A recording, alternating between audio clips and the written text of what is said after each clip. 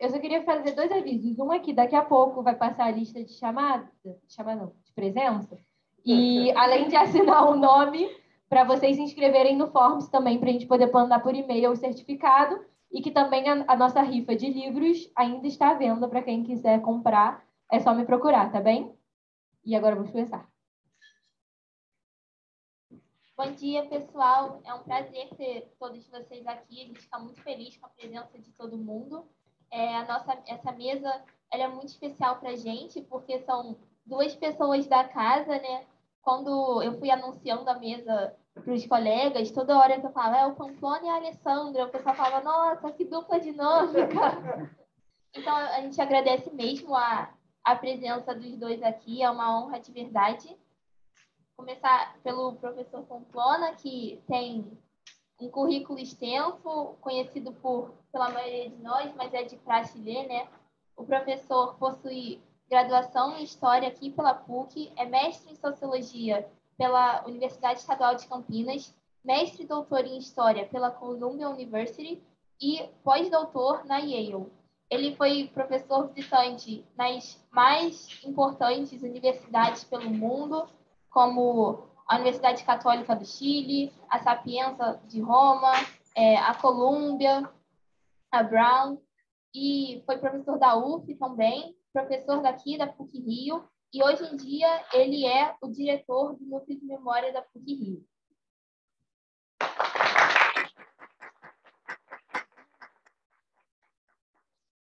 E a professora Alessandra, ela é graduada, mestre e doutora em História aqui pela PUC também, e hoje ela é professora adjunta da UERJ.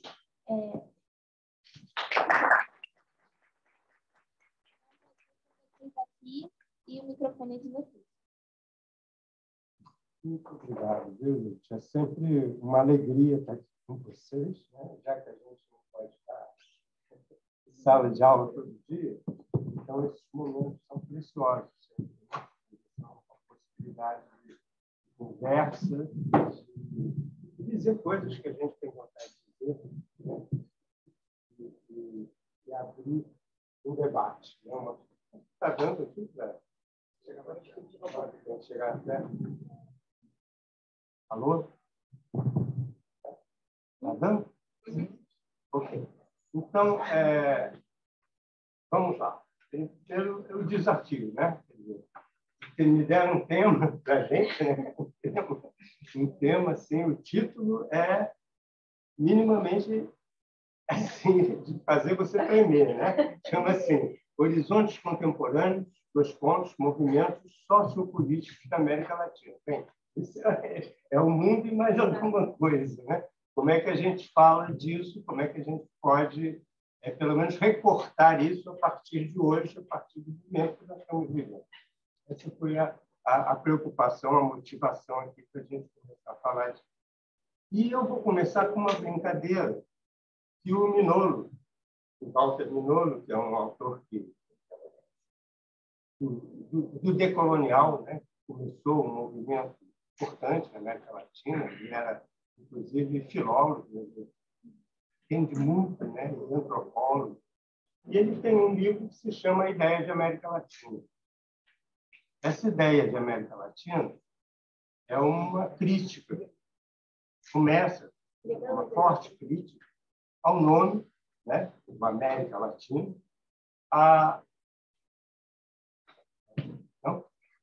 ao nome, a ideia mesmo das Américas, né, e, sobretudo, quando se fala América no singular, todo mundo pensa logo nos Estados Unidos, né, e essa ideia do Sul, né, o Sul global, né, que está aí em discussão. E ele começa isso com uma brincadeira. Ele é uma pessoa muito culta, muito inteligente, e ele trabalha com uma pintura que é o Joaquim Torres Garcia. Todo mundo deve ter visto essa imagem, né? Se quiser depois, para poder aparecer aqui, mas todo mundo deve ter visto essa imagem do mapa invertido, né? E o Joaquim Torres Garcia, né, que é um uruguaio, ele inverte o conteúdo e desnaturaliza a imagem da América com esse quadro. Esse é vamos dizer assim, é a coisa importante que ele faz, que o Mignolo faz questão de reforçar. Ele, no entanto, o Mignolo diz isso daqui é mais ou menos mudar o conteúdo, mas não os termos da conversa. Porque eu mudo de posição, boto de cabeça para baixo, ele vai para o norte, né? O continente sul-americano está no norte, mas e os termos dessa conversa? É apenas manter a mesma coisa, cabeça para baixo, né? Então, ele diz que outros fizeram isso antes. Recorda o Guamán Poma de Ayala, famoso crônica de bom governo, né? Que tem aquelas imagens, e o Guamán Poma de Ayala tem uma hora que ele reproduz o reino de Castela com a mesma disposição lógica e visual do Tahuantinsuyo, né? No centro do mundo dos Incas, né? Dos 4 sulhos. Né? Então, aqui aparece o reino de Castela e ali aparecem outros reinos em Roma, mas é essa mesma disposição. É o mesmo problema, né? Ele não inverte o mapa, mas ele redesenha a partir de uma perspectiva andina, né? Que inclui o Tahuantinsuyo como uma 4ª parte do mundo. Né? Vamos lembrar que, na época, esse mundo tinha 3 partes. Né? Lembram daquela história do descobrimento da América, do achamento, um continente que não existia, né? Porque só existia Europa, Ásia e África. Isso é a Santíssima Trindade, né? É aquela coisa dos filhos, né, de Noé. Isso, o Cão, o Sem, né? E o Javé, que dariam origem aos continentes. Né? Então, não havia lugar para outra coisa. Né? E ele diz que está faltando aí, né, para romper com essa visão eurocêntrica que está presente nas 3 imagens, né, de forma diferente, ele diria que o que está faltando seria as cartografias indígenas e africanas. Seria você incluir, como é que eu vou incluir aí, uma percepção, uma autopercepção desses povos indígenas ou dos povos africanos, que não tem lugar nessa episteme ocidental, eurocêntrica, né? Bem eurocêntrica aí. E aí ele chama atenção para alguns nomes que ele não vai desenvolver, mas isso é horrível, né? Essa mulher, né? Que enxerida essa Siri, né? Não, ela ouve alguma coisa e acha que você está conversando com ela. Palavra-chave.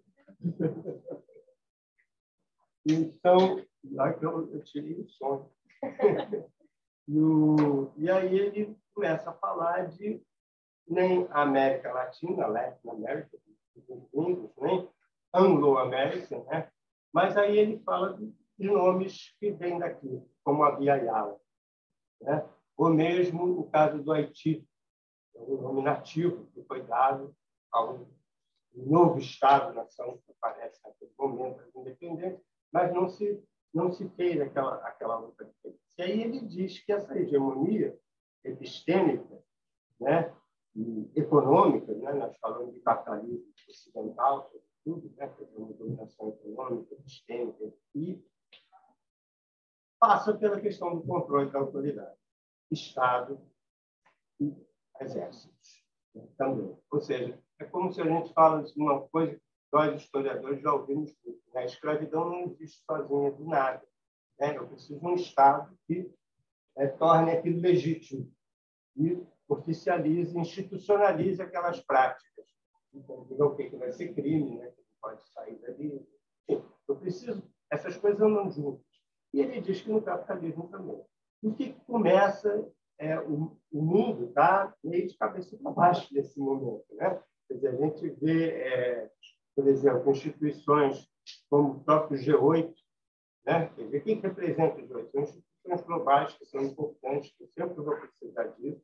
Isso nos leva a um segundo autor que eu vou mencionar daqui a pouco, que é o Boaventura de Souza Santos, que tem uma reflexão talvez mais aprofundada sobre isso, né? E esse G8 ele representa o eixo dos países do Atlântico, que foram impérios no passado, pelo menos uns 500 anos, que estão ali representados, e, claro, os Estados Unidos, né? A perspectiva, a maneira de administrar o mundo continua mesmo, nesse sentido, né? É o que ele vai dizer. O que nós temos aqui? Aí entram o que nós poderíamos chamar de movimentos sociais, se a gente estivesse falando, talvez, de conceitos antigos, né, que estão ligados também a uma forma de ver o mundo, né, a epistemes eurocêntricas do passado, né, falavam de movimentos sociais. Quando eu comecei a estudar os tipos de movimentos sociais, né, eu trabalhei com comunidades camponesas, trabalhei com movimento operário e trabalhei com movimentos de vamos dizer assim, explosões, revoltas, insurreições urbanas, de uma maneira geral. Sabe? E para todos os autores que eu trabalhava, eles pegavam aquilo como se aquilo fosse uma coisa em si. Né? Então, eram especialistas naquilo, detalhavam o movimento, mas a relação daquilo com o todo nem sempre era mostrada. Né? Isso é uma crítica que começa a partir, eu diria, do final dos anos, final do século passado, né, dos anos 90 e início desse século XXI, né, que começa não só com esses autores que recuperam lá o Mignolo, a Silvia Rivera Crescicante e outros que recuperam, na verdade, a Catherine Welsh, né, que recuperam autores dos anos 50 e 60, do movimento de Fanon, da descolonização, de Bandung, né? Remete a um período muito específico de luta contra o colonialismo. Né? E isso, nessa releitura, já do final do século XX, início do XXI, começa também a valorizar outras coisas. Né? Não começa a ver, enfim, começam a discutir até que ponto esses pesquisadores, né, não têm uma postura que continua reproduzindo aquilo, né? Quer dizer, aquilo do passado, aquela posição assimétrica em relação ao que eles estudam. Né? Quer dizer, é como se a sociedade fosse uma coisa calma e, de repente, tem explosões. Ora, não é bem assim. Na vida daquelas pessoas que eles estão vendo como epifanias, aquelas explosões, aquilo ali é o dia a dia das pessoas. Né? E aí elas começam a propor uma outra categorização e outra metodologia para trabalhar esses conhecimentos, entre aspas. Né? Então, eles começam a falar de povos, né, que estão em movimento. Né? Não são movimentos, são comunidades, são povos em luta. Né? Em vez de um movimento social, e aí, no caso específico da América Latina, a gente tem 3 territórios, depois a Alessandra vai dar continuidade a isso, né? Mas, enfim, que são muito presentes no dia a dia. Né? Os Nasa, na Colômbia, né? Os Mapuche, no Chile, e os Zapatistas do México. São movimentos assim, impossíveis de não perceber o que aquilo representa e a diferença em relação a essa antiga categorização dos movimentos sociais. O que nós estamos falando aqui são movimentos territorializados. São grupos subalternos dessa sociedade, sejam de povo indígena, colonizado.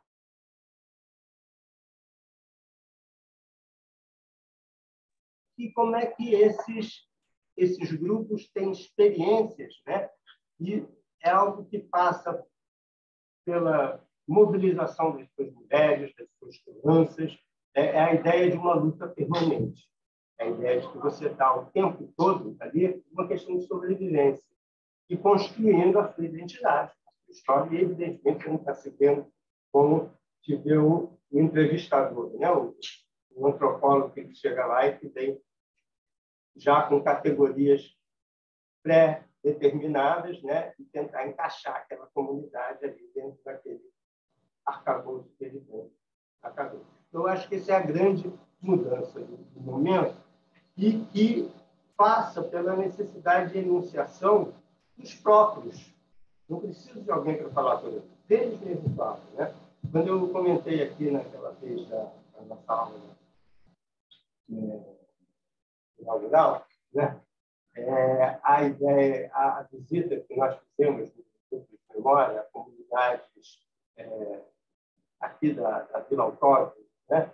E era uma experiência assim, muito forte. Você vê as pessoas das comunidades, as pessoas comuns, as pessoas rurais, pessoas com várias inserções, né, nessa sociedade e construindo uma história própria, construindo as suas identidades, mesmo sem saber, né? Então, que era o que lhes dava.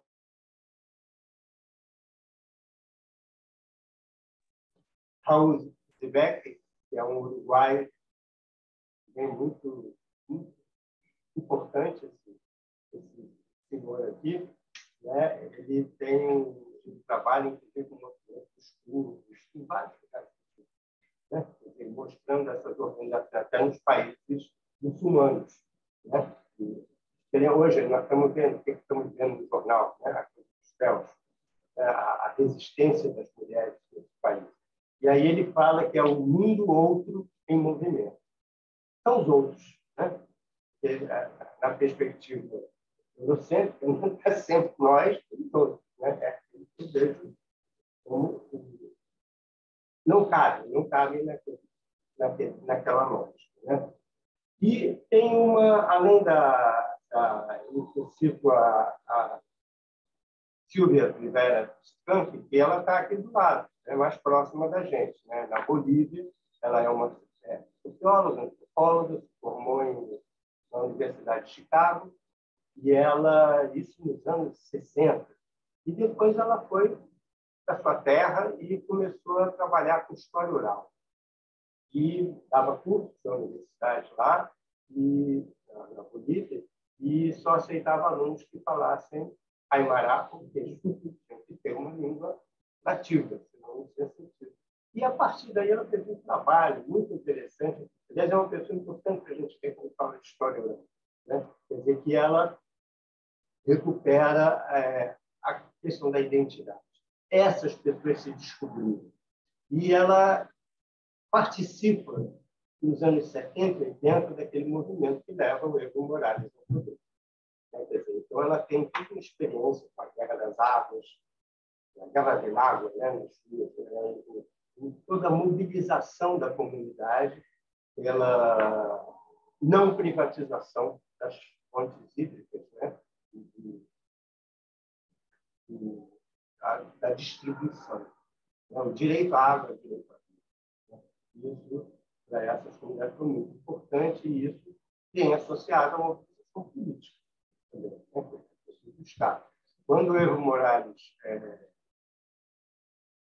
vamos dizer assim, no período dele, não só a Constituição foi redesenhada totalmente, né, pelo reconhecimento dos povos dessas nações indígenas, como a questão da justiça, né? Embora existisse alguma coisa mais geral, né, do Estado, mas eram as comunidades locais, né? Alguns até retomavam coisas bem antigas, de antigos airus, né?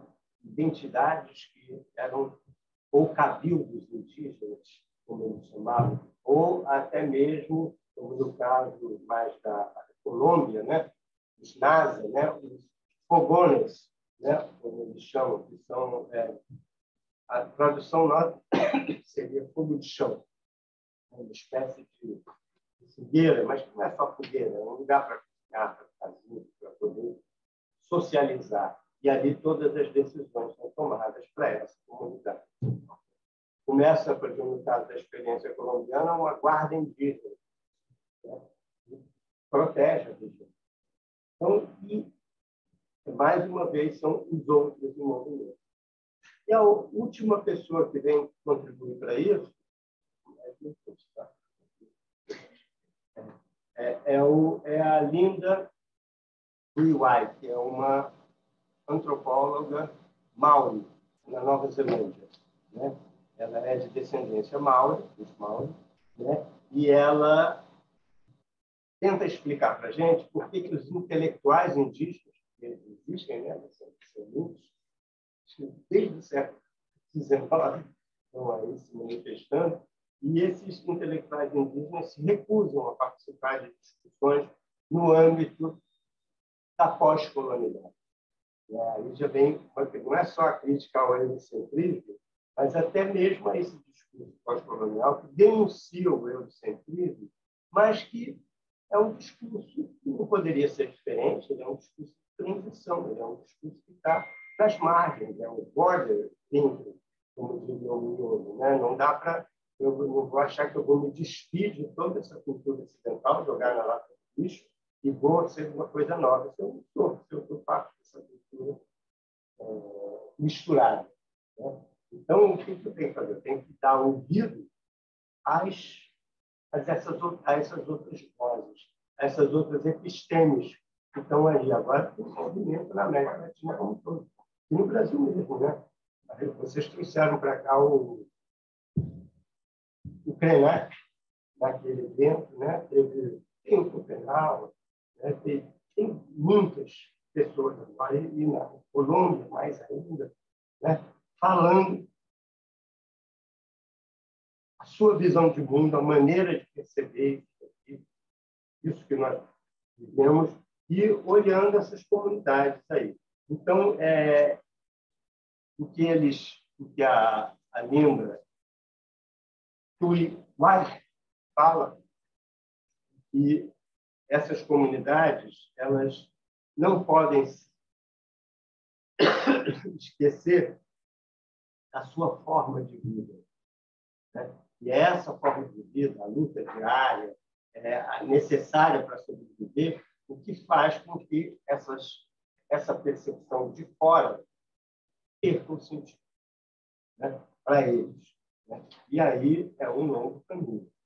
O que nós temos aqui? Aí entra o Zibek, né? Que é o outro autor que eu trazer para essa discussão. Né? O Zibek ele mostra como que, desde os anos 90, o neoliberalismo na América Latina, esses movimentos de oposição começam a crescer. Lembra que tivemos o Fórum Social Mundial aqui, né? Tem o Fórum de Davos, né? Da economia mundial, e esse que foi em Porto Alegre, né? Foi um evento foi muito importante para Porto Alegre, que trouxe gente de toda a América Latina. E aqui essas expressões dos vários povos aqui que estavam se organizando. Eu tenho, se não me engano, um grupo grande no Brasil, são 12 povos amazônicos que estão delimitando seus territórios, né? E, sobretudo, combatendo esse extrativismo ofensivo nesse governo que já está acabando, não posso dizer que já acabou, enfim, que deixou rastros de destruição terrível de mineração. Né? É óbvio que isso existiu em outras épocas também. Então, a região lá do Krenak, né? Teve isso no passado, né? Aquela destruição também em Minas Gerais.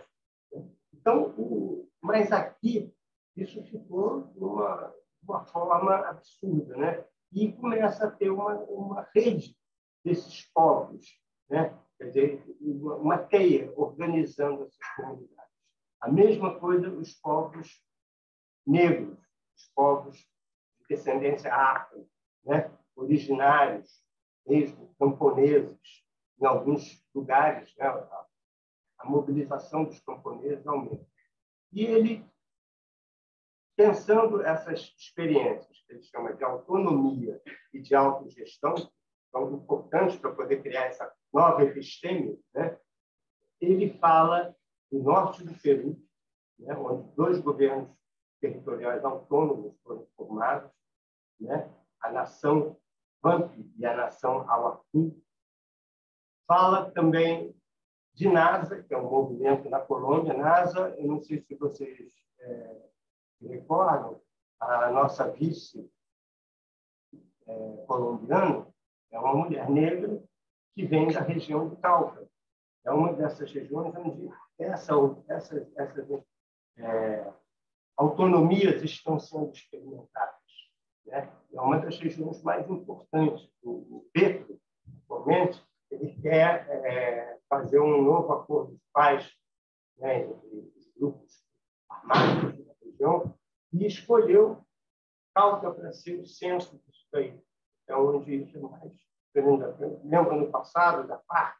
Você já deve ter ouvido falar, né, das FARC, né, que foi a pacificação que foi feita no passado, né, os acordos. Agora é nessa região. E aí, então, é uma região de principal saída de narcotráfico também para os Estados Unidos, né? E imagine a situação da população que vive, as comunidades que ali existem, que vivem no meio dessa nova guerrilha que é entre narcotraficantes. E isso é algo que tem que ver. Ou seja, e no caso, eu vou deixar depois Alessandra falar com mais detalhes, do caso de Mapuche, né? Mapuche sobre Tempico, né? Tampico, né? Estive lá, o nome. Temuco é uma região no sul, né? E foi um dos lugares onde eles se mobilizaram, criaram escolas próprias, né? Criaram a reivindicação de soberania, de autonomia, né? Autonomia com soberania, autonomia que leve a soberania, né? E a guarda indígena foi uma das experiências, sabe? Que também já tinha acontecido no México. O zapatismo, eu diria que foi o primeiro movimento que tomou uma dimensão global, né? Trouxe essa questão fantástica. E aí a gente tem um sério problema nosso ali, que é para enfrentar, talvez, o Ventura Santos, um livro novo que ele lançou, se não me engano, em 2021, né? Alguns já devem ter lido aqui, que se chama O Futuro Começa Agora, da pandemia à utopia. E aí a última coisa que eu vou colocar, que esse livro tem um capítulo, a segunda parte, que é do capítulo 8 em diante, até o final, né, é sobre as experiências contemporâneas em tempos de pandemia. O que a pandemia fez com a gente nesse momento? E aí a pandemia é pensada, até um artigo da Dalton, que é seguido, sobre a pandemia não é uma coisa que vem e vai. Ela não vai, ela está aí sempre. Ela pode aparecer em qualquer momento, e a tentativa. Isso há muito, muito tempo. Em espanhol, ela faz analogias com o espanhol, faz analogias até com o período lá do Decameron, do Kant. Que são, ela está presente na vida das pessoas. E no mundo que nós vivemos, com fim de reservas, o fim da vida autossustentável, né? Quer dizer, fim das florestas, fim de reservas hídricas, fim de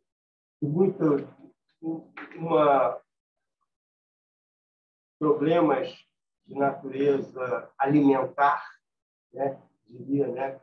As políticas agrícolas como são orientadas, a redistribuição social, né? A distribuição, sobretudo, a desigualdade social que vem acrescida de clivagens raciais, clivagens de gênero, né? Isso tudo piora a violência contra as mulheres, racismo, situações desse tipo. Ele chama a atenção que tudo isso tem que ser pensado a partir desse momento da pandemia. Eu acho que vale a pena uma ler o livro, porque é um pouco desfazer certas visões globais que ainda existem a respeito de como o mundo deve ser governado, a respeito das instituições internacionais, né? A ONU, a própria Organização Mundial da Saúde, né? Como é que isso tudo, nesse momento, passa por uma grande transformação. E nessa grande transformação, ele diz o seguinte: não adianta falar de ONU, de saúde, etc., não é aquela ideia do one size fits all, né? Uma coisa, um modelo para tudo, uma universalidade que não existe. É uma universalidade dessa episteme eurocêntrica, que está informando isso daí. Então, ele diz que o que se impõe são assim, eu tenho que ter decisões globais, né? Instituições globais que possam levar adiante determinadas questões, mas as soluções são sempre concretas. As soluções são locais, né? E aí, são os diferentes contextos, as diferentes culturas, as diferentes dinâmicas que o mundo nos traz. E acrescidas dessa coisa que se tornou global também. Os enfrentamentos exigem esforço global e, ao mesmo tempo, soluções locais. A pandemia. Então, isso, eu acho que é um desafio, né, que nos coloca, por exemplo, quando ele fala de mudança na saúde, pensando a questão da pandemia, mudança na questão da água potável, né, a luta lá dos bolivianos, né, pensando também essa escassez de recursos hídricos em tempos de pandemia. Ou mudança da educação, que é onde nós estamos, né? É a nossa área, que ele diz assim, não dá para a educação, tanto a geral quanto a universidade. É óbvio que isso tem que mudar, uma mudança profunda, mas tem que mudar pensando que certas coisas que vieram na época da pandemia vieram para ficar. Né? Ele fala do ensino à distância, por exemplo. É um instrumento no mundo atual fundamental. Né? Mas ele também tem um outro lado que pode ser perverso, né? Até de anular certas dinâmicas, certas figuras. Não dá para você fazer online que você faz presencialmente. A interação, certas trocas. Então, como é que... E ele fala de dados da Unesco, né? Porque o bom do Boaventura de Souza Santos, ele pega fontes das mais variadas. Então, por exemplo, ele mostra como é que em 220, 60% dos estudantes não tiveram acesso, não tiveram acesso, como só nós aqui, né, aos dados. Né? Aí não tinham acesso à internet, não tinham acesso à possibilidade de fazer isso. Olha, 600 estudantes, o número de estudantes do mundo é pequenino, né? Comparado com o mundo, imagina 60% desse número pequenino que não consegue participar disso. Enfim, eu aconselharia o Boaventura de Souza Santos como mais um probleminha para a gente falar dessas mobilizações, desses povos, desses grupos, e no cenário contemporâneo. Né? Eu acho que era isso. Eu queria mais alertar, chamar atenção para esses pontos, né, que tornam a coisa um pouco mais difícil. E cabe a gente trabalhar. Tá? Obrigado.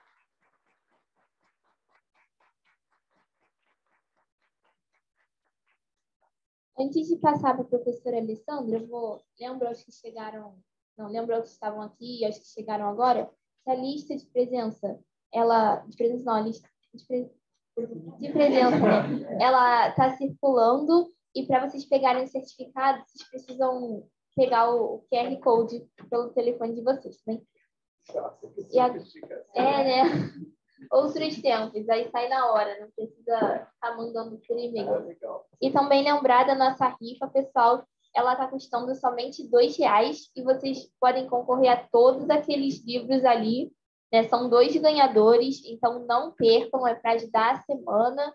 Vocês podem ganhar aquilo tudo de livro, tem dos mais variados tipos, está muito bacana.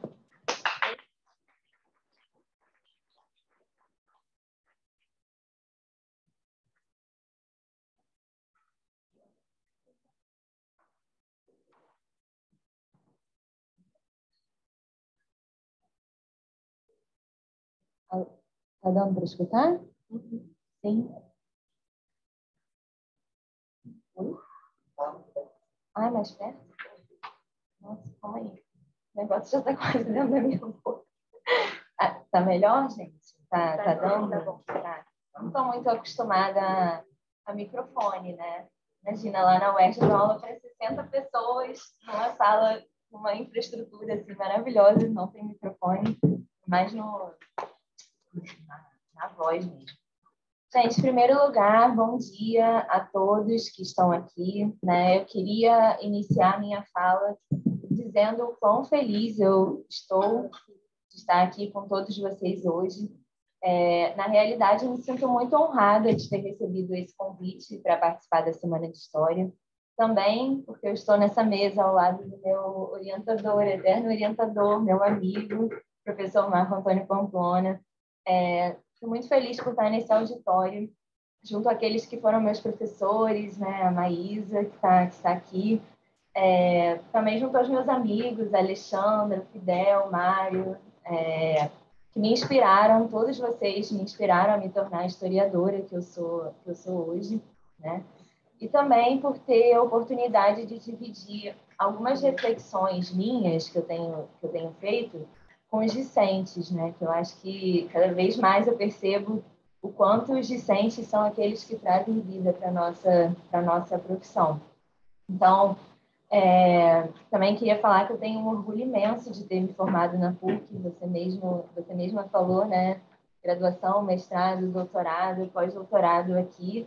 E eu carrego comigo todos os afetos positivos que eu fiz nessa universidade, no departamento de História, né? Envolvendo alunos, professores, funcionários, né? O Cláudio não está aqui, infelizmente, mas ele continua me ajudando até hoje. Enfim, né? Tudo isso para dizer que eu agradeço muito o convite para estar aqui. Eu preparei uma fala assim mais orientada para eu não me perder nem ultrapassar o tempo, até mesmo porque também gostaria de ressaltar que desde o mestrado eu trabalho com um tema específico, né, que é a resistência dos grupos indígenas Mapuche ao processo de expansão territorial, tanto no Chile quanto na Argentina, isso no século XIX. Então, essa é a minha temática mais tradicional, não sei, mais a temática que me acompanhou ao longo da minha carreira até agora, né, de pesquisa, mas atualmente eu tenho buscado pensar outras questões, né? Eu tenho pensado um pouco mais no caminho do que o Marco Antônio disse agora, né? A questão da relação modernidade-colonialidade e como que essa relação ela tem implicações não apenas no campo do poder, mas também no campo dos saberes e das subjetividades. Então, nessa nova empreitada de pesquisa, pensar a relação modernidade-colonialidade, colonialidade do poder, do saber, etc., nessa empreitada eu me deparei com uma pauta interessante que eu acho que casa um pouco mais até com a temática da mesa, né? Que é uma temática bastante ampla, mas uma pauta interessante dos movimentos indígenas contemporâneos na América Latina. Seria o quê?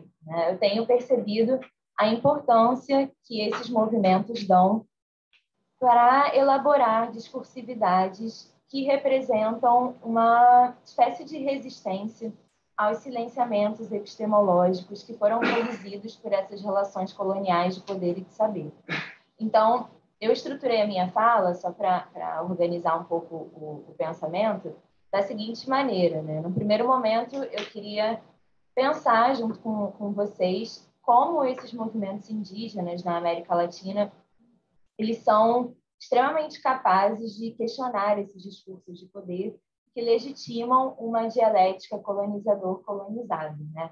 Como, além disso, eles criticam o caráter universal e uniformizador da epistemologia ocidental e também em que pesem as suas demandas, que são demandas muito distintas de cada movimento, mas eu acredito que todos eles são capazes também de abrir portas para a construção de um mundo que eu chamo aqui de um mundo em perspectiva, né? O que seria isso? Um mundo que possa englobar vários mundos. Então, eu acho que, no primeiro momento, eu queria falar um pouco com vocês sobre isso. Num segundo momento, me aproximando aí das minhas temáticas mais comuns assim, de pesquisa, eu queria falar um pouco sobre o movimento Mapuche, né, no Chile, e mostrar também como esse movimento, ou os movimentos Mapuche, porque não existe um único movimento Mapuche, né, existem várias particularidades dentro desse movimento, mas como esses movimentos Mapuche, eles estão comprometidos com a reformulação das narrativas históricas tradicionais, né? E que isso é muito importante para os movimentos indígenas, de uma maneira geral, mas para o movimento Mapuche, de uma maneira específica, porque isso permite a esse grupo indígena tanto reivindicar, né, os seus territórios ancestrais, quanto elaborar propostas para um país, para a construção de um Chile plurinacional, democrático e intercultural, que foi um pouco do que a gente viu na Convenção Constitucional, né, esse ano. Então, eu estruturei a minha fala mais ou menos dessa maneira. Bom, então, começando aqui, né? É importante a gente pensar que, desde meados da década de 1950, muitos estados republicanos aqui no continente americano, eles promoveram o reconhecimento da cidadania inédita, né, às populações indígenas. E qual foi a consequência disso? Talvez pela primeira vez essas populações indígenas, desde a década de 1950, elas conseguiram ter uma maior participação política na vida desses países. Mas qual foi a contrapartida disso? É importante a gente ponderar essa contrapartida. Esse reconhecimento de uma cidadania, ele esteve associado a um processo de assimilação cultural e também a um processo de mediação estatal. Ou seja, né, a cidadania ela veio com questões que foram questões muito duras para essas populações indígenas. Por exemplo, a ideia de que existiria, né, supostamente existiria um discurso de desenvolvimento orientado por uma lógica global, unificadora, né, e de que a modernização capitalista daria conta de satisfazer os anseios dessas populações. Né? Uma modernização capitalista que todos nós sabemos é baseada na exploração predatória da natureza, numa acumulação material sem fins, né, e sem precedentes. E tudo isso acabou gerando uma situação paradoxal. Né? Então, esses grupos indígenas, eles adquirem, né, a categoria de cidadãos, mas, ao mesmo tempo, eles acabam perdendo, acabam tendo uma situação, um paradigma negado, que foi o paradigma de que os seres humanos, eles não apenas convivem com a natureza de uma maneira harmoniosa, mas eles também fazem parte dela e, em última instância, são a natureza. Então, essa ideia que era basilar dos povos indígenas, ela foi perdida por esse movimento de aquisição de cidadania. O que os povos indígenas viveram, né, desde o momento da conquista, mas, enfim, falando aqui do contexto republicano? Eles vão vivendo um duro processo de desmantelamento das suas organizações comunitárias, vão vivendo um processo de negação ao acesso à terra e de silenciamento das suas especificidades étnicas. E aí, o que a gente visualiza a partir de então, né? Mais ou menos a partir da década de 1970, esses grupos indígenas vão questionar essa situação. Né? Eles não vão se contentar com a aquisição do direito da cidadania.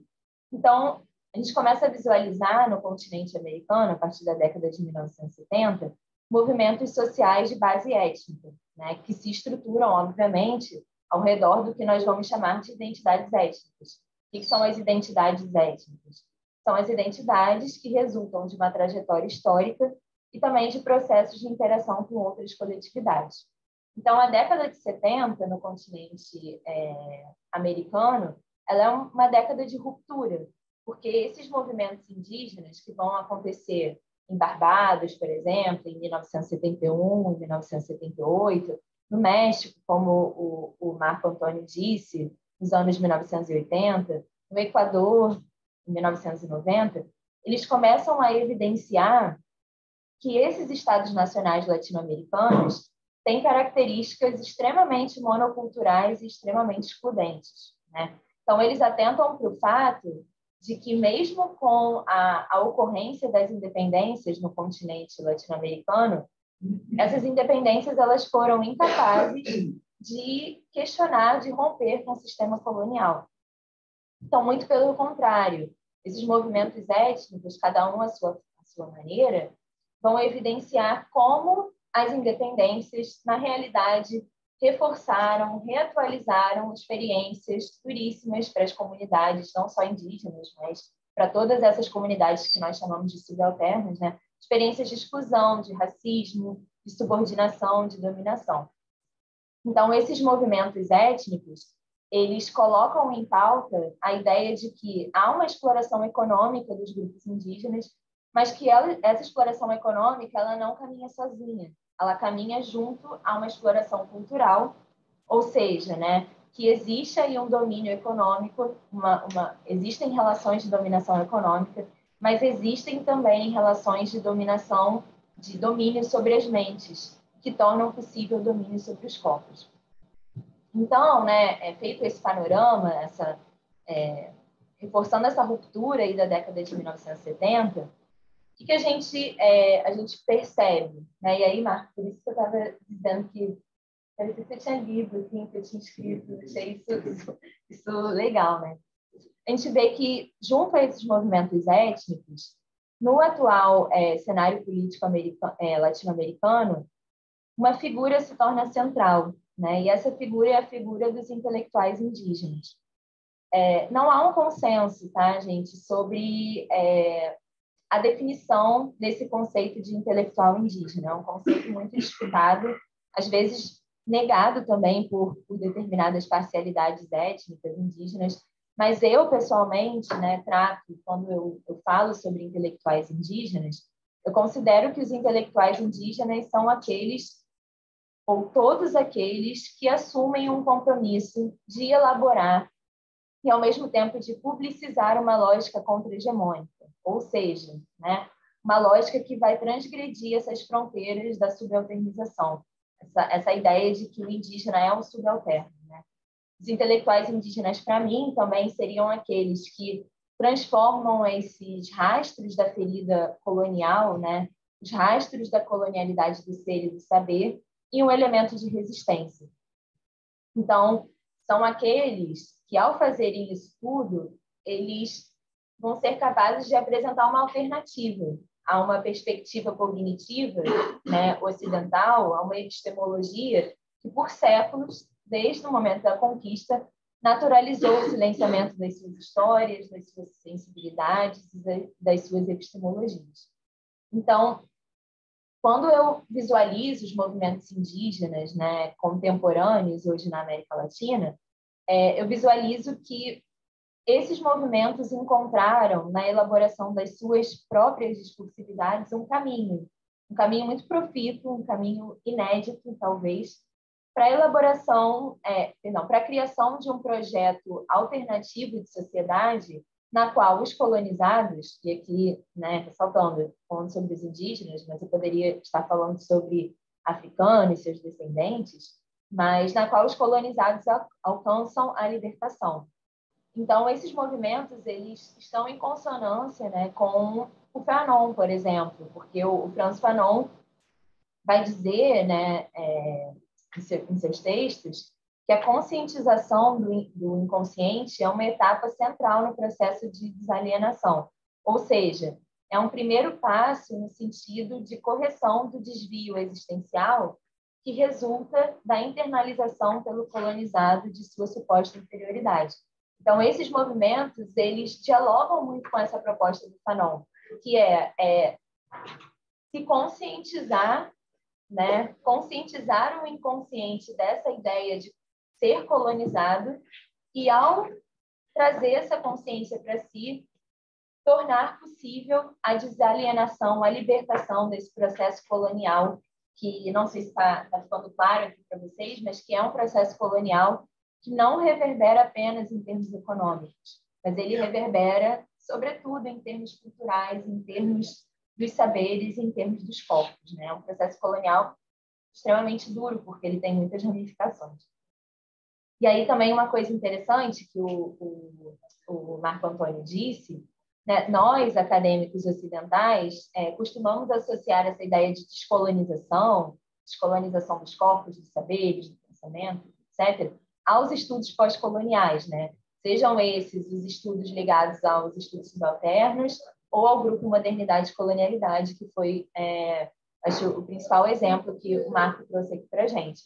Mas é importante a gente ter em mente que as narrativas que são elaboradas pelos intelectuais indígenas, possuem muitas vezes uma afinidade maior com o pensamento daqueles intelectuais que escrevem no contexto da descolonização afroasiática nos anos 50 e 60, por exemplo, né? Fanon, Césaire, o Albert Memmi, do que com os pós-coloniais. Isso tem muitos motivos, e eu acho interessante também a gente pensar nesses motivos. Né? Em primeiro lugar, porque esses movimentos indígenas, eles não estão preocupados apenas em fazer uma reflexão teórica sobre o colonialismo. A questão não é só trazer a teoria, né, para o debate. Na realidade, o que eles querem, que eles pretendem, é promover uma tomada de consciência que vai resultar numa libertação política. Ou seja, os movimentos indígenas, eles galgam uma praxis efetiva. Não é uma questão só teórica e metodológica, né? O resultado dessa praxis efetiva seria acabar, né, eliminar o complexo de dependência sobre o qual se sustenta a existência do sujeito colonizado. Então, para eles, um discurso anticolonial do Fanon, do Césaire, como eu disse, talvez seja mais interessante do que discursos apenas que ficam um pouco no campo do teórico. Né? E, num segundo lugar, e aí trazendo mais uma vez o exemplo da Silvia Rivera Cusicanqui, muitos intelectuais indígenas consideram que esses estudos pós-coloniais, né, que os decoloniais ou os estudos subalternos, apenas reproduzem as estruturas piramidais de poder e de capital simbólico. Eu acho interessante também a gente parar e fazer uma crítica, né? Não desconsiderar os estudos pós-coloniais, mas pensar um pouco nas limitações que esses estudos têm. Porque intelectuais como a Cusicanqui vão dizer que esses intelectuais, como o Mignolo, Quijano e etc., eles acabam formando redes clientelistas entre os intelectuais. Então, qual é a crítica que ela e muitos intelectuais indígenas vão fazer? Que esses estudos pós-coloniais, né, eles retomam as ideias indígenas, eles digerem essas ideias, mas eles acabam desvinculando essas ideias de uma politização, de um caráter insurgente ou da sua contextualização originais. Então, muitos intelectuais se afastam desses ideais e vão buscar as suas próprias epistemes, né? Então, as narrativas que são elaboradas pelos movimentos indígenas contemporâneos adotam estratégias de descolonização que, a meu ver, são bastante subversivas. Né? Então, como que eles vão fazer isso? Primeiro, se a gente analisar os discursos desses intelectuais, muitos deles, ou praticamente todos esses intelectuais indígenas, vão questionar a nossa forma ocidental de produção de conhecimento. Então, eles vão pensar que produzir conhecimento não significa apenas quantificar, objetificar, universalizar, que são coisas que nós fazemos, né? Muito em todos os campos da produção epistêmica ocidental. Além disso, eles vão se preocupar também em abandonar vocabulários que muitas vezes nós reproduzimos, mas que são vocabulários que marcam essas hierarquias coloniais e que acabam relegando aos grupos indígenas uma posição subordinada. O exemplo clássico que vem sendo muito questionado hoje é o exemplo do índio, né? Enfim, índio é um vocábulo que foi imposto pelo poder colonial e que ele marca essa relação colonizador e colonizado. Então, acaba com qualquer forma de diversidade interna, né, ao continente americano. Então, é um vocabulário que, por exemplo, é rechaçado por esses intelectuais indígenas. E como também o Marco Antônio disse, os intelectuais indígenas, eles se preocupam em reescrever o passado sob novas bases. Como que eles fazem isso? Recuperando memórias indígenas, recuperando ontologias que foram negadas e descartadas pela colonização. Aí, mais uma vez, o exemplo da Cusicanqui, né? Ela funda o Taller de História Oral Andina, que busca reconstruir a história dos Ailus através da memória e através da história oral, que é extremamente importante, porque se você for nas comunidades tradicionais, essas comunidades não vão ter necessariamente um livro de história e não vão ter as suas subjetividades marcadas por aquele conhecimento histórico tradicional ocidental, né? Se a gente for pensar também em termos de movimento zapatista, que o Marco Antônio também disse, que nasce lá nas comunidades indígenas do sudoeste do México, nos anos 90, fica evidente como o movimento zapatista ele vai criar uma crítica ao capitalismo a partir de princípios autóctones que foram trazidos das comunidades maias. Então, o que é interessante no zapatismo, trazendo só como um pequeno exemplo para vocês, para ilustrar o que eu estou apresentando aqui para vocês.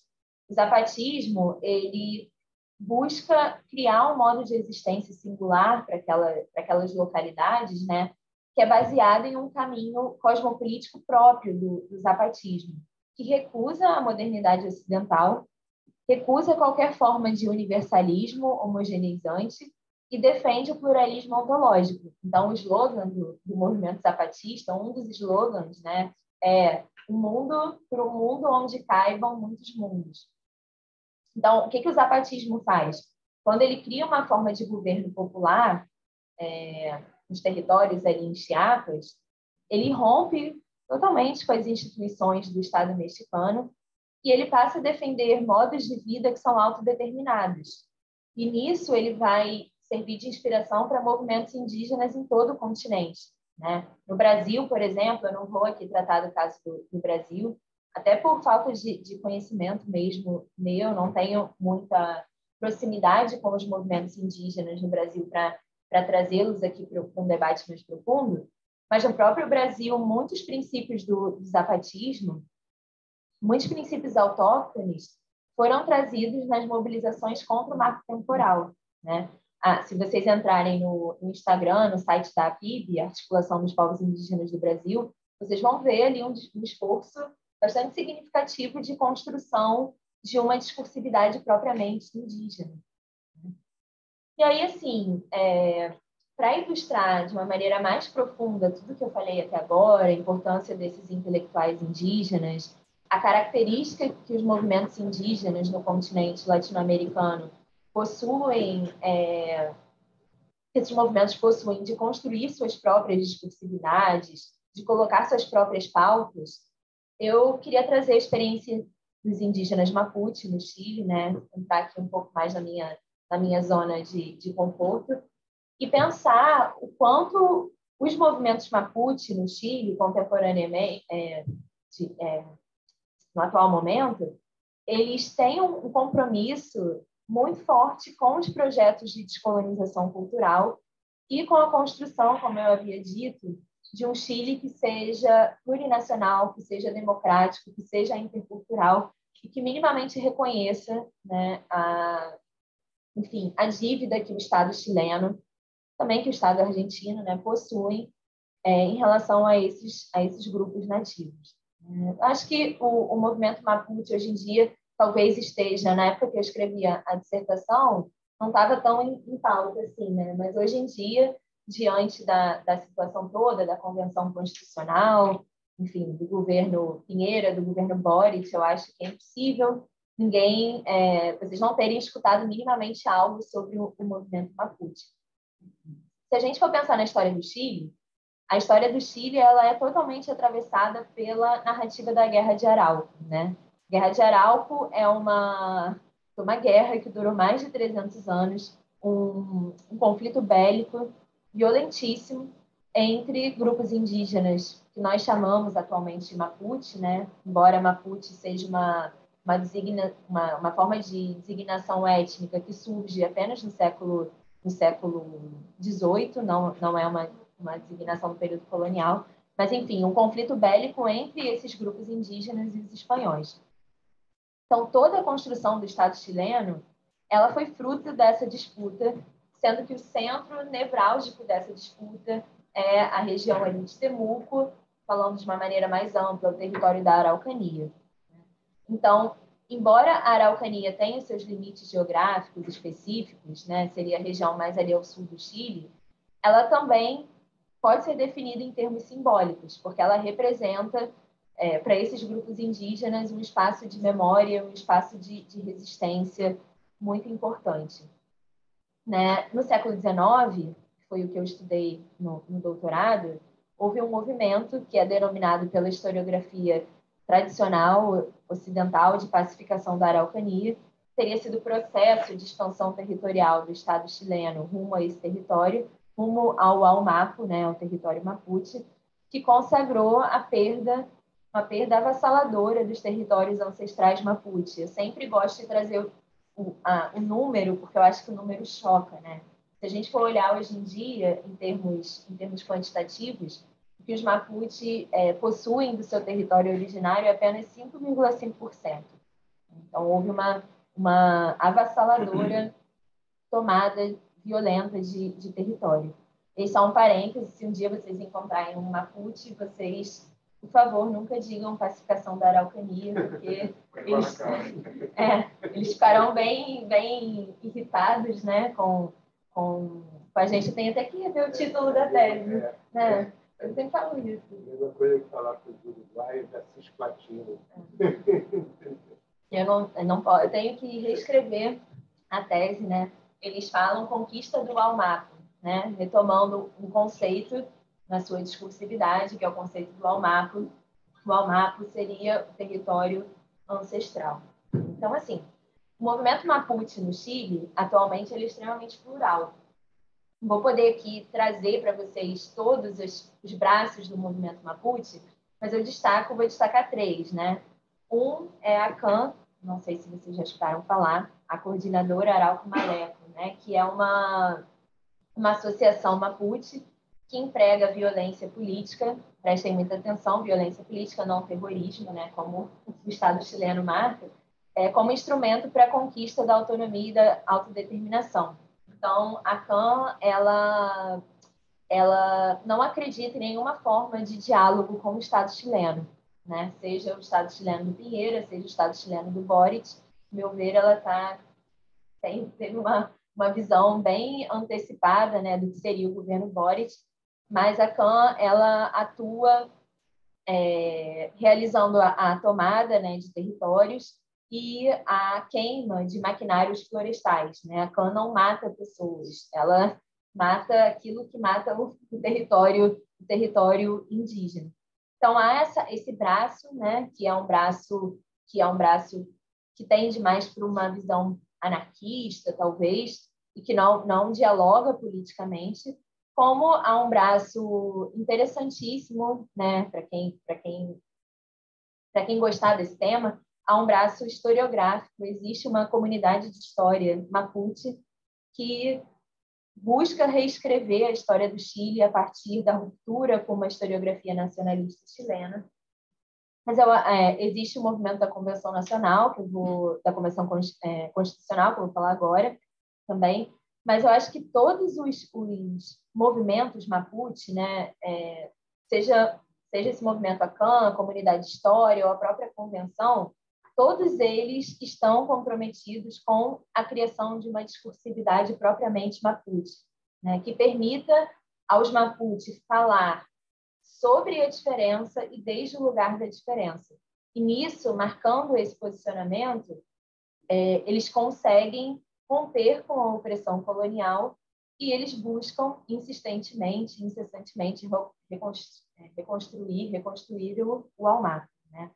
Então, como que falando de uma maneira geral, como que é essa discursividade Mapuche que está presente em todos esses movimentos? É uma discursividade que não necessariamente vai negar o diálogo com o conhecimento ocidental, com o pensamento acadêmico ou com o conhecimento que emana de outros povos, né? Os indígenas, eles são muito mais empáticos e tolerantes que nós, né? Quando nós criticamos, a gente rechaça, os indígenas não atuam muito dessa maneira. Então, não é que essa discursividade negue o diálogo com isso, mas a atividade intelectual Mapuche, ela busca expressar alguns princípios, né, epistemológicos Mapuche. Por exemplo, o Kumekimun. O que seria o Kumekimun? Seria uma forma de conhecimento boa, uma forma de conhecimento em equilíbrio, né? O Mapuchenguém. O que é o Mapuchenguém? É a forma de sentir, de viver, de ser Mapuche. O Hakizuamun, que seria um pensamento intelectual que não é aquele pensamento intelectual unicamente produzido pelos letrados, como muitas vezes o Ocidente considera, né? Um pensamento intelectual que pode vir de inúmeros campos da sociedade Mapuche. Então, todos esses princípios, o Mekimun, Maputengen, Hakiziamun, eles conferem às propostas dos movimentos Mapuche um tom descolonizador e, ao mesmo tempo, etnicamente orientado, porque é voltado para a forma de ser Mapuche, né? Uma outra coisa interessante de todos os movimentos Mapuche é que eles evidenciam muito fortemente a dicotomia Inca-Mapuche, né? Para os Mapuche, todos nós somos o Inca, né? Não sei se alguém já parou para pensar o que é o Inca, né? Mas talvez venha na cabeça de vocês algo como o Inca, né?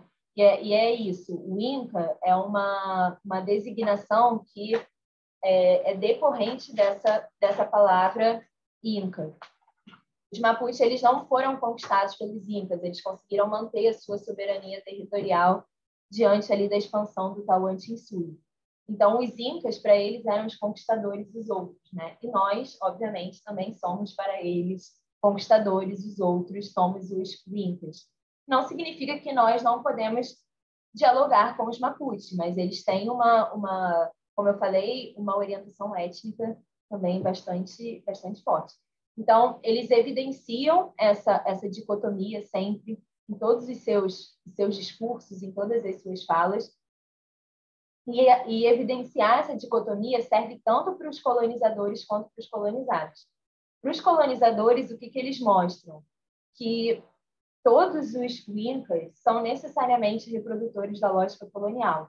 Ah, mas eu defendo os Mapuche, eu estudo os Mapuche, enfim, nós fazemos isso às vezes de uma maneira involuntária, até mesmo escrevendo lá no título da tese, pacificação da Araucania. Mas, assim, brincadeiras à parte, eles sempre frisam isso. Todos nós somos, né? Nós, ocidentais, somos Incas, somos conquistadores.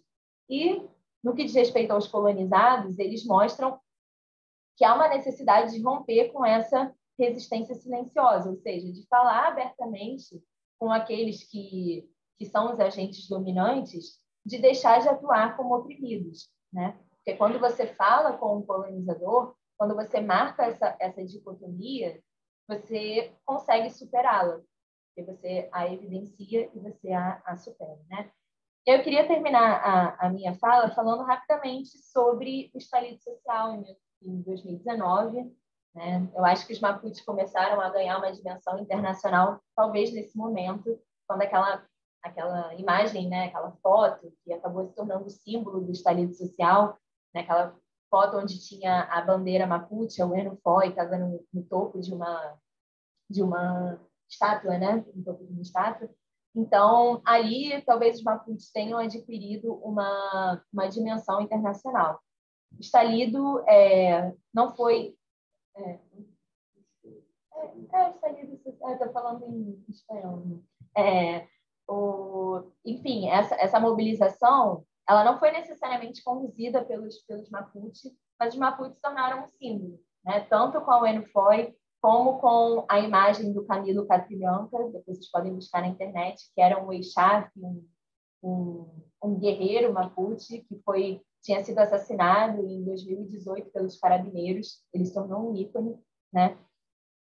E o movimento Mapuche, depois do estalido social, ele também ganhou uma dimensão internacional porque ele estava fortemente presente na Convenção Constitucional. Né? Se vocês lembrarem aí do processo de constituição da Convenção Constitucional, foi a primeira vez na história chilena que houve tanto a paridade entre homens e mulheres na organização dessa convenção, como também assentos foram reservados para os povos indígenas. Então, tinham 155 parlamentares, né?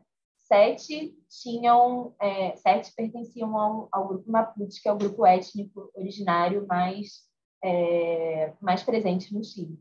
E aí, mais uma coisa que também fez os Mapuche ganharem uma dimensão foi o fato de que Elisa Loncon Antileu, que é uma mulher Mapuche, uma intelectual Mapuche, ela foi a primeira constituinte eleita, né, para presidir a Convenção Constitucional, e ela atuou nos primeiros 6 meses do seu funcionamento. E aí a Elisa, junto à Voceria de los Pueblos, que era enfim, um conjunto de pessoas que se uniram, né? Eles tiveram uma presença ali marcada na Convenção Constitucional, e por isso a Convenção, não sei se alguém aqui teve a oportunidade de ler o projeto de Constituição do Chile, né? Esse projeto de Constituição ele tinha alguns elementos Mapuche ali presentes, né? Que elementos eram esses, né? A ideia da natureza enquanto um sujeito, a ideia da plurinacionalidade, a ideia do buen vivir, tudo isso estava no programa político da Voceria de los Pueblos, da Elisa Loncón, e tudo isso foi colocado ali na Constituição. Inclusive, a Constituição ela tinha um parágrafo lá, bem interessante também, que falava sobre a necessidade do Chile, né, o compromisso do Chile, a partir de então, de respeitar a Convenção número 169 da OIT sobre os povos indígenas e tribais. Por quê? Né? Eu sempre gosto de falar isso para a gente ter dimensão da violência do Estado chileno, porque desde 2001, o presidente Ricardo Lagos instaurou o uso da lei antiterrorismo, que tinha sido criada pelo Pinochet em 1984, para perseguir os militantes indígenas no Chile. E o que essa lei garante? O encarceramento prévio de até 2 anos e a condenação antecipada dos acusados. O próprio líder da CAN, né, foi preso algumas semanas antes uma ou 2 semanas antes da votação do projeto de Constituição. Né? Ele está preso, encarcerado, enfim. Então, assim, o uso dessa lei antiterrorismo vem sendo feito desde 2001, foi feito pelo Pinheira, né?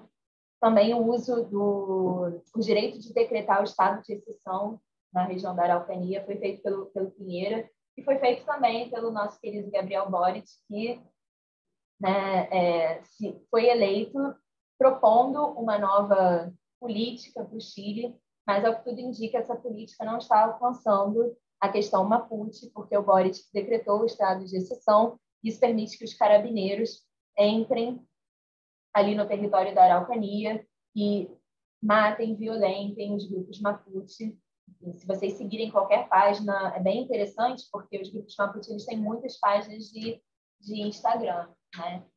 Muitos perfis. Se vocês seguirem os perfis, é muito comum você se deparar com aquela censura do Instagram de imagens violentas, porque os carabineiros eles atuam realmente de uma forma assim terrorista em relação aos Mapuche. Então, para finalizar, né, já que eu estou falando aqui também com um público que é muito jovem, que está se formando, eu queria lançar um questionamento, né? Diante disso tudo, eu penso muito qual é o papel do historiador ao pensar esses movimentos indígenas, os movimentos sociais na América Latina contemporânea, né? E para mim, eu acho que é essencial que os historiadores, a partir de agora, eles não apenas interpretem os indígenas como sujeitos históricos, porque isso, né, ele discuta desde a década de 1980, sei lá, os indígenas não são objetos, eles são sujeitos históricos. Eu acho que isso já está consolidado no meio historiográfico. Mas a minha preocupação agora é estabelecer diálogos com o pensamento indígena, né? Trazer o pensamento indígena para o fazer histórico. Esses dois são sujeitos, eles estão exatamente. Aqui, o historiador está aqui. Exatamente. Né? Então, sempre que eu monto os cursos, eu busco colocar algum pensador indígena, algum intelectual indígena, para tentar promover essa praxis descolonizadora. Né? Porque a descolonização, eu que tenho estudado bastante isso, os próprios decoloniais dizem isso, a descolonização ela não pode estar apenas no âmbito da teoria, né? Ela tem que vir para o âmbito da prática. Não adianta a gente ficar lendo Miolo, Quijano, Catherine Walsh, etc., e não ter uma prática descolonizadora no nosso cotidiano, no nosso fazer histórico. Eu acho que essa é a única forma, assim, tanto da gente construir um conhecimento histórico mais empático, né? Que seria, a meu ver, um conhecimento histórico complexo, multifacetado, que rompa com essa ilusão da história ocidental de representar tudo. Então, talvez, né, lendo o livro A Queda do Céu, do Schopenhauer, né, e do Bruce Albert, talvez essa seja a forma, repensar esse nosso fazer histórico, seja a forma de adiar as previsões do xamã, né, David Schopenhauer, quando ele diz lá que as fundações do cosmos ruirão e o céu desabará sobre todos os viventes, né? Talvez repensar isso tudo seja uma forma da gente evitar essa queda do céu. Infelizmente, parece que um pouco eminente de vez em quando, né? A gente tem alguns suspiros de felicidade, mas, enfim, não quero ser pessimista aqui nem nada, é justamente falar para a juventude repensar, né, a vida, o fazer histórico e etc. Acho que era isso, gente. Muito obrigada.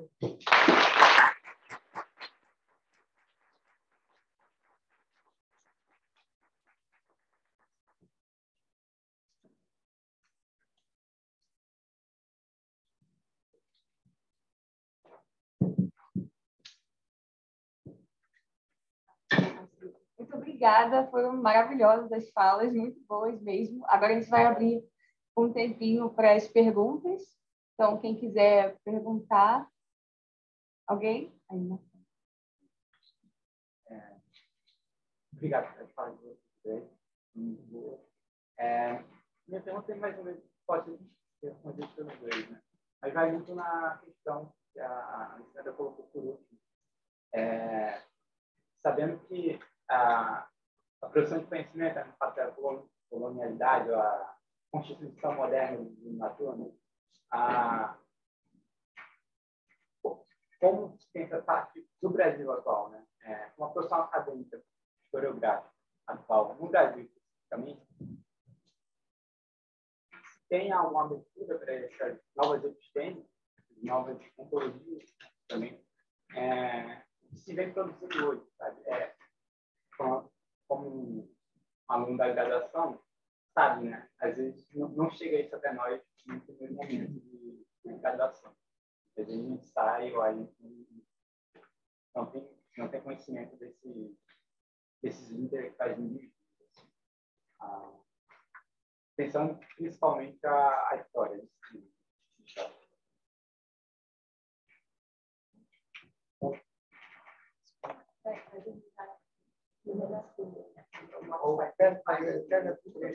Três perguntas. Vamos fazer uma pergunta e a resposta e depois pode ser assim?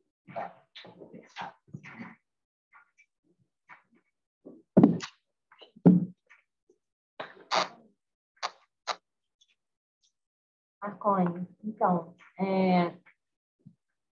eu não tenho uma resposta para a sua pergunta, assim, porque eu acho que isso é um desafio que todos nós estamos buscando enfrentar, né?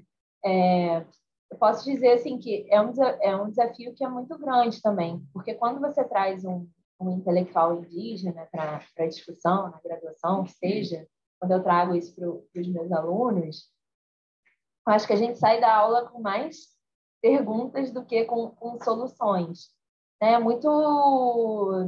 Existem pessoas, existem historiadores que se preocupam com isso, sim, hoje em dia, né? Até é interessante pensar que a própria história intelectual tem ganhado uma nova dimensão ao incorporar outros intelectuais que não são os intelectuais no sentido acadêmico, formal.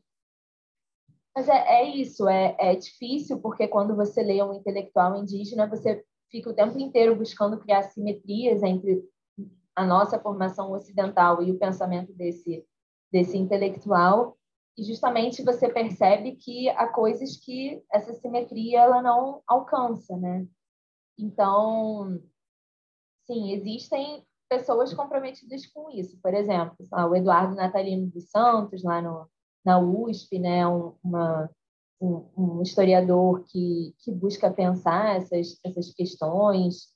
Acho que o próprio Fernando Castro, lá da UFRJ, ele também tem pensado um pouco nisso. A Maísa também está dando... Né, Maísa? Você tem pensado um pouco nisso também, né? Em trazer essas outras vozes para os cursos. Mas eu acho que é um movimento bem incipiente, sabe, Marconi? É difícil responder. Não tenho muitas. Tem mais perguntas, na verdade, do que respostas. Eu acho que a Sandra disse certo, né? São perguntas que só podem ser respondidas com mais perguntas, né? Duas coisas foram mencionadas aqui por ela. Por exemplo, desde o início, ela disse que trabalhou com intelectuais indígenas do século XIX. Que visão é essa de intelectual indígena? São aqueles que deixaram registros escritos. Ou seja, é a nossa visão, né, a visão ocidental disso daí. Porque eles, quando se pensam como intelectuais, não é dessa forma, não são indivíduos, eles pensam coletivamente. Aquela ideia dos fogones, né, desse espaço de reunir, ou dos cabildos, né, é a possibilidade de que todo mundo na comunidade fale, né? Mulheres, anciãos, até jovens, né? Que se manifestem. Então, a ideia é a praxis, é o pensar coletivamente, né? Pensar em conjunto, e não necessariamente para escrever um livro ou fazer circulares. Aí é um outro momento. Talvez, se eu quiser divulgar isso entre outros que jamais terão acesso de outra maneira, isso procede.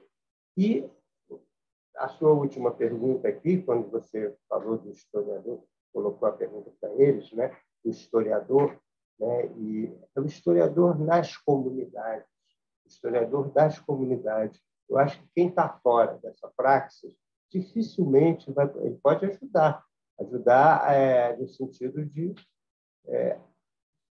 dar voz a essas pessoas, permitir dar espaços para elas falarem, outros espaços, mas eles é que têm que falar. No entendimento, nós não vamos nunca poder falar sem a vivência. Nós podemos falar da nossa vivência. E aí eu volto àquela questão. Esse nosso espaço aqui, território da universidade, tem vários desafios também nesse sentido, de construção de saber. Uma coisa, Marconi, que eu lembrei, talvez a gente possa, eu acho que é isso, dar voz, né? Porque nós nunca seremos indígenas, né? Eu sempre falo uma frase, sempre, quem já me escuta falar já deve estar cansado, porque eu sempre falo isso, mas uma frase que mudou a minha visão acadêmica foi quando o Guilherme Boccaro, um antropólogo francês que estuda os Mapuche, ele disse numa conferência, né? Eu não posso pensar como um Mapuche. Ele é francês, enfim, não é Mapuche, né? Mas eu posso pensar com o Mapuche. Então, com o, né? Então, você trazer, existe uma comunidade de história Mapuche, por que não ler o que eles estão produzindo, né? Dar espaço para que eles produzam e sejam ouvidos. A própria Silvia Kuzikank, quando ela critica os decoloniais, né? Ela diz que é o Mignolo, que é da Universidade de Duke. Ela critica o Mignolo porque ela diz que ela, por exemplo, que é uma intelectual Cherry, né, que se define como Cherry, uma intelectual indígena aimara, e tem esse conceito de Cherry que eu não vou desenvolver aqui, mas ela faz uma crítica ao Mignolo porque ela diz que ela teve muitos papers e trabalhos negados por ela ser uma intelectual que produz a partir de história oral, a partir dos tambos, né? Ela não está mais na universidade. Ela tem um curso, ela dá um curso lá na Bolívia, que é o curso de Sociologia da Imagem, que fica lá no Tambo, que é um espaço de produção do conhecimento aimara, no pé. Ela trabalhou na Universidade Maior de San Andrés, eu acho. Mas hoje em dia ela produz uma forma de conhecimento, sim, né? Ligada à história oral, ligada às imagens. E ela diz que ela teve muitos papers ligados, porque, segundo ela, mesmo que os decoloniais escrevam sobre descolonização, eles estão ligados a todo um ambiente acadêmico. Estão escrevendo para quem? Que nega essa outra forma de conhecimento, né? Então, ela não consegue publicar, porque ela diz, eu não consigo publicar, às vezes, em revistas e tal, porque eu não estou dialogando com quem as pessoas querem que eu dialogue. Eu não quero dialogar com elas, né? Quero dialogar com outras formas de conhecimento. Entendeu? Posso falar aqui? Então, só para primeiro, eu adorei um momento muito bom, né? Contar com vocês, alunos, e estar com o Marco, o orientador também, querido, e com a Alessandra, que também foi aluna, mas sempre de tanto, ela é mais que uma parceira. Né? Na verdade, não é uma pergunta, é uma reflexão para a gente que há muito ela está na minha cabeça, até olhando para esses dois aí, puxa, quem sabe a gente podia, sei lá, pensar alguma coisa junto, que é a questão assim, desde que a gente, quando vai dar aula de produção mexicana, por exemplo, todo nome sabe disso, você vai ver lá o plano de Ayala, você chama logo a atenção que o Zapata propõe no plano de Ayala que se volte a antes de 1850. Então, o Zapata não propõe uma volta a um tipo de comunidade que existia no tempo colonial. Ele demarca, o ponto dele são as reformas liberais de 1850, né? Do México. Então, isso sempre, para mim, desde o início, desde a primeira vez que eu li o primeiro familiar e tal, então vem muito fortemente a ideia de que, acho que o Marco, ou os dois falaram sobre isso, esses dois, de que o grande problema está na construção da nação. Não está só, né? Não está só no momento da colonização, da relação que os impérios estabeleceram com os indígenas, com as populações nativas. E que a gente sabe, né, que quando a gente lê Marco, a gente lê muito dessa historiografia, que reviu, né, Marco, coisa do nacionalismo e tal, de alguma maneira, muito cuidadosamente, escreveu muito sobre as independências capricornianas, que fala até, alivia muito a relação dos impérios com as comunidades indígenas, né, no sentido de que elas teriam, apesar de cimadas, a gente sabe, elas teriam um espaço de diálogo de atuação dentro dos impérios. Daqui a pouco a gente leva o nome dele. Ele escreveu vários livros sobre independência, historietâneos, todos. Não. Bom, não, ele é espanhol, ele é espanhol. Já vou me lembrar. Rodrigues. Jaime Rodrigues? Jaime Rodrigues. Acho que é ele. Enfim, onde que eu quero chegar? Minha reflexão é que eu acho que a gente tem que começar mais do que nunca também a desnacionalizando o discurso, porque não é só decolonialidade, mas acho que se trata de uma denacionalidade, entendeu? Assim, desnacionalizar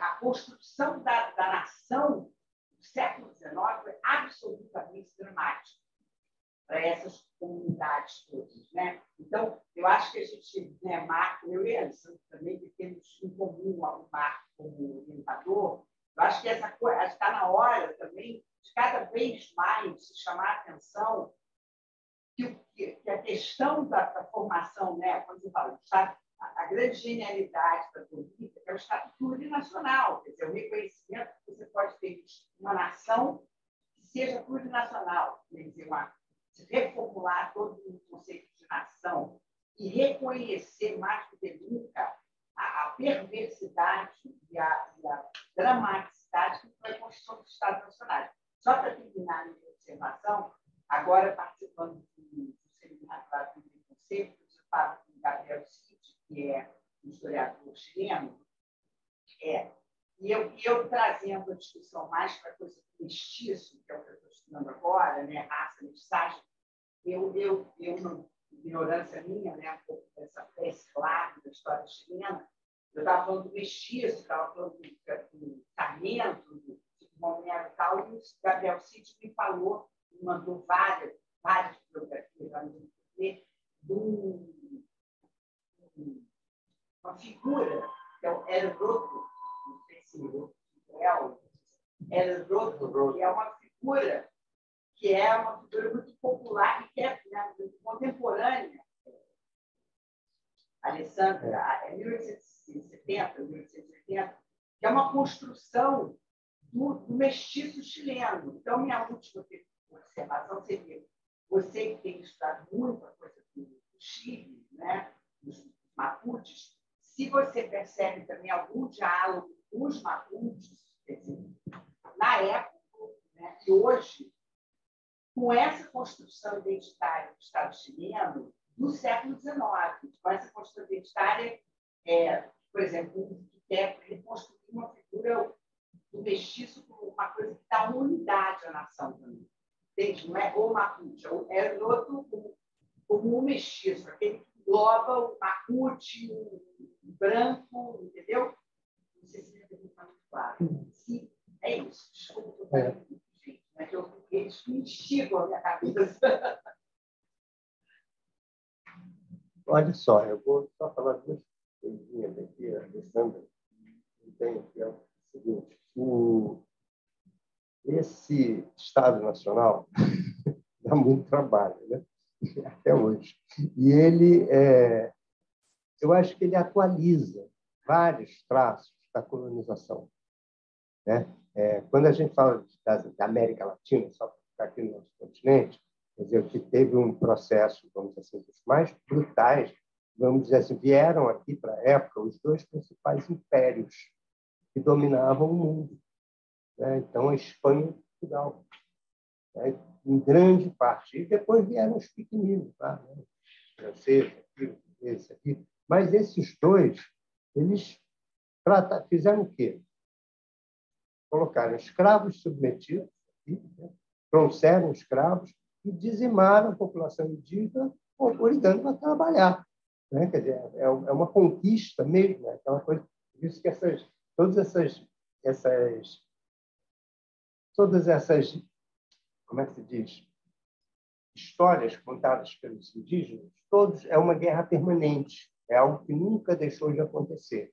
E o Estado Nacional, na verdade, ele veio reforçar isso daí, né? Ele simplesmente atualizou o mecanismo de dominação e manteve alguns do passado, como, por exemplo, essa assimetria o seu lugar, né? Quer dizer, que é pouco. Por que nós vivemos em sociedades, isso é no continente todo, sociedades tão marcadamente hierarquizadas, né? Com todas essas outras clivagens, racial, né? A questão da mestiçagem, todos esses pontos. Então, hoje a gente fala a questão da expropriação das terras indígenas, né? Isso é uma coisa eterna.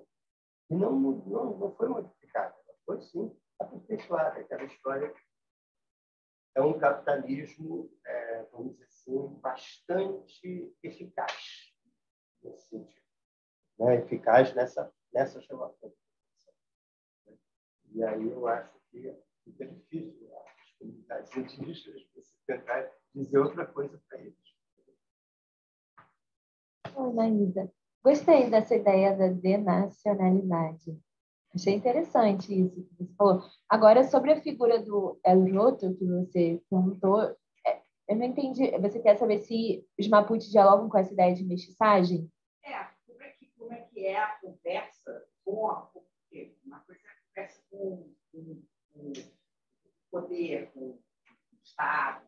Eu quero pensar se existe alguma conversa com essa construção dessa certa unidade étnica que se quis construir no século XIX via figura do mestiço. Então, como é que também se dá esse diálogo, né, ou não, com essa brutal construção de unidade, né? Aquela coisa, de pueblos para o pueblo, né? Ou anula qualquer tipo de identidade que não seja a identidade nacional, né? Que não seja a figura do mestiço, encarnando essa unidade nacional. Isso quer dizer. Eu acho que isso é uma apropriação também. É uma apropriação dessa figura do mestiço pelo Estado Nacional. Nós aqui somos talvez se posicionam, assim, aparecem na questão, ou isso é uma coisa que eu acho que não. Não, mas, assim, pelo que eu tenho percebido, desde do estudo lá dos Mapuche, desde o século XIX, pegando o surgimento da identidade étnica Mapuche, não sei se o Fidel também sabe alguma coisa sobre isso, mas eu vejo os Mapuche bem fechados, assim, em relação à sua identidade, né? Porque, na realidade, existem Mapuche, essa denominação étnica, mas existem vários grupos Mapuche dentro dos Mapuche, né? Os Mapuche Uenteche, Naguich, Huiliche, Perruenche, enfim. São várias denominações étnicas. Mas eu nunca li nada a respeito de um diálogo com outras identidades. Assim. Claro, você faz uma coisa crítica mesmo, uma formulação de pensamento crítico em relação a essa sim, crítico. afirmação do mestiço. Sim, eu acho que existe ali que existe no movimento Mapuche uma ideia muito forte de construção dessa identidade étnica que rechaça a ideia do índio, do camponês, do campesino. É isso que eu vejo mais, assim, né? Mais uma preocupação forte em definir o que seria o Mapuche, ou a identidade étnica Mapuche, né? E tão forte que, eu acho que eu comentei isso lá no dia da homenagem, que os Mapuche, eles são tão fechados assim na sua identidade étnica que muitas vezes eles não compram outras lutas, né? O fato da convenção não ter disponibilizado assentos para afrodescendentes lá no Chile não foi uma questão que os Mapuche não se preocuparam com isso, né? Com outras identidades, assim, com essa inclusão de outras identidades. Então, o que eu visualizo no movimento, né, desde do século XIX, lidando com aquelas cartas lá, Mapuche, eu vi uma crítica muito forte a essa ideia do ser chileno e dessa visão geral, e hoje em dia eu vejo uma crítica também forte a essa tentativa de apagamento dessa identidade étnica, né? O que não dá, só que aí é muito complexo, né? Também seria outra discussão, mas se a gente for pensar que muitos Mapuche não se sentiram atraídos pelo projeto da Convenção Constitucional e votaram pelo rechaço da Constituição, mesmo a Constituição falando em plurinacionalidade, aí dá um outro nó na cabeça, né? Pensar por que, se uma Constituição que fala na inclusão do Mapuche, por que votar contra essa Constituição? Acho que é bem complexo, né? Bem duro. Mais alguma Não, eu queria agradecer a mesa, primeiro, bastante pela atenção. Uma das questões, uma questão que eu particularmente me interesso mais, é a questão de novas formas de organização política no século XXI. E aí, quando as pessoas falam disso, eles tratam muito de duas questões hoje em dia, que é a questão da escala e a questão da orientação das decisões. Né? Então, essas divisões que fazem entre horizontal e vertical, e escala local e escala universal, e que a gente percebe, olhando aos olhos dessas noções que são ocidentais, é uma questão de horizontalidade e de escala local. Só que o que esses povos estão enfrentando é justamente o contrário disso, que é uma força totalizante do capitalismo. Então, como é que esses povos pensam, podem nos ajudar a pensar esse enfrentamento dessa força totalizante a partir de uma escala que é local, né? Porque, por exemplo, o que a gente vê, por exemplo, em 94, o levante zapatista, é justamente uma forma que a gente vê de uma resistência local a justamente um tratado de livre comércio que se pretende universal, né? Que se pretende sobrepor esse modo de vida. Eu acho que essas comunidades todas, essas experiências do bom viver, né? Pode pegar o exemplo do zapatismo, né? Que criou, enfim, tem um exército próprio, tem a defesa do território, tem suas próprias leis. Isso daí pode ser até transitório, mas, no momento, eu acho que não há nenhuma possibilidade do Estado Nacional vigente no México incorporar isso daí. Então, é um conflito, é uma situação de conflito. Como à medida que esses povos indígenas, né, que você falou lá do Amazonas, começam a se reunir, eles mantêm suas identidades. Só que ele é uma espécie de confederação no momento de proteção, mas mantém. Na Bolívia foi a mesma coisa. No caso do governo do Evo Morales, né? Quer dizer, porque as pessoas dizem, eu não sou boliviano, eu sou aimara, eu sou queixo, e são várias outras identidades que existem, não são só essas duas. Então, eu acho que é um local, é um longo período. O Boaventura de Souza Santos costuma dizer que entramos num longo período de transição em que essas coisas vão amadurecer em algum momento, mas não é nesse momento. Esse Estado Nacional é o Estado Nacional comprometido em fazer o one size fits all, né? Quer dizer, é fazer um determinado projeto de capitalismo, até mesmo quando tem que dialogar com o meio ambiente, por exemplo, né? Todas essas discussões, né, de autossustentabilidade, né? Tem que ver como é que isso é pensado, né? Em que dia tem que conversar com as comunidades, a proposta é outra, não é necessariamente essa. Eu acho que esse é o presente, esse é o desafio do presente, né? Não sei se tem resposta. Talvez você se interesse, você possa olhar também como foi o processo de trabalho na Convenção Constitucional no Chile, porque a proposta da Convenção era a construção de uma democracia participativa e a ideia da interculturalidade, né? Plurinacionalismo jurídico, enfim. Quando o Alon Con estava na presidência da Convenção, ao menos uma vez por mês, as discussões os grupos de trabalho eram levados para outras comunidades, porque a convenção estava, se não me engano, no La Moneda, né? Eu acho que ela estava reunida ali, mas uma vez por mês, aí eu sigo ela no Instagram, eles iam para comunidades discutir de uma maneira participativa as questões que estavam sendo colocadas na Convenção Constitucional. E aí, no projeto de Constituição, a ideia era que isso permanecesse, né? A ideia era que determinadas questões fossem levadas a outros âmbitos, a outras localidades, para discussões participativas, inclusivas e interculturais. Isso foi o que o Marco falou, né? Uma coisa está no projeto, o projeto ser aprovado, o projeto foi rechaçado, mas, ao mesmo tempo, uma coisa é estar na Constituição e ser cumprido. Também tem na forma como o Estado é constituído, não é o próprio princípio de Estado, né, de política, de poder político no sentido ocidental, tem essa ideia de coerção e subordinação, de monopólio, exatamente. Então, o monopólio da coerção da justiça. Exatamente. E o próprio, estava falando Fidel, que estava lendo o Pierre Clastres, né?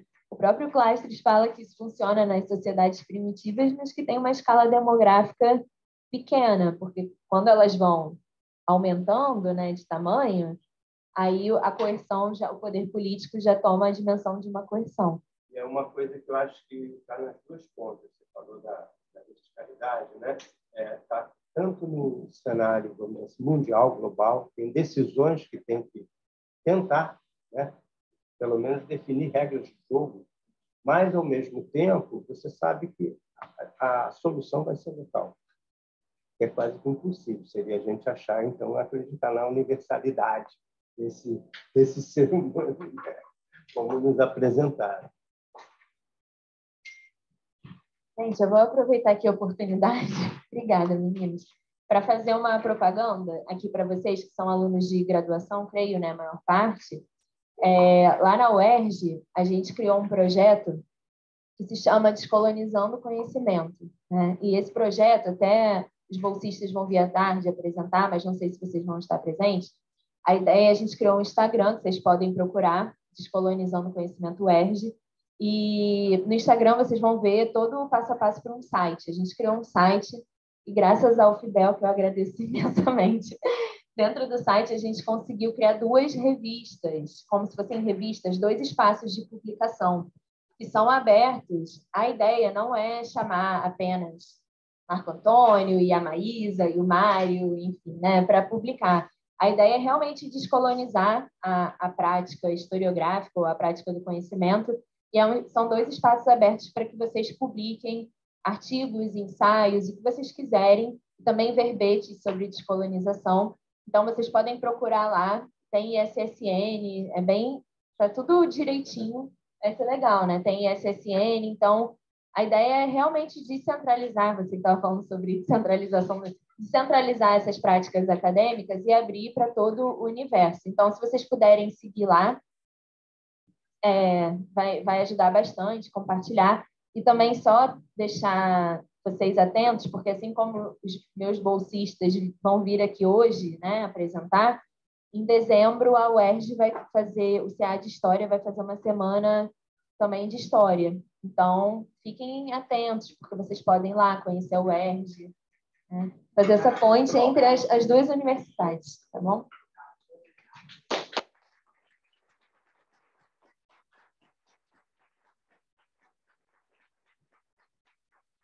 A gente vai fazer um intervalinho de 10 minutos e aí 11h10 começa a próxima mesa, que é a da Núcleo de Memória daqui da PUC Rio. A gente agradece muito a presença de cada um.